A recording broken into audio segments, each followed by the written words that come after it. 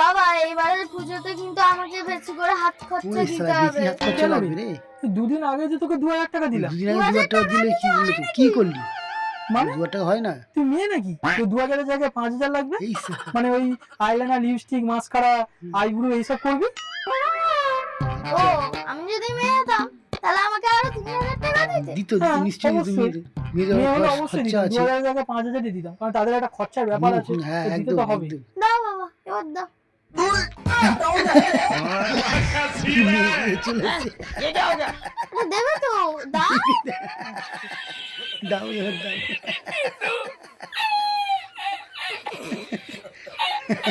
ये सब क्या देखना पड़ रहा है? টাকার জন্য কি না কি করছে। আর হ্যাঁ বাবা এবার থেকে আমাকে বাবাই বলে ডাকবে না, কিন্তু তাহলে বাবলি বলে ডাকবে। বাবলি বলে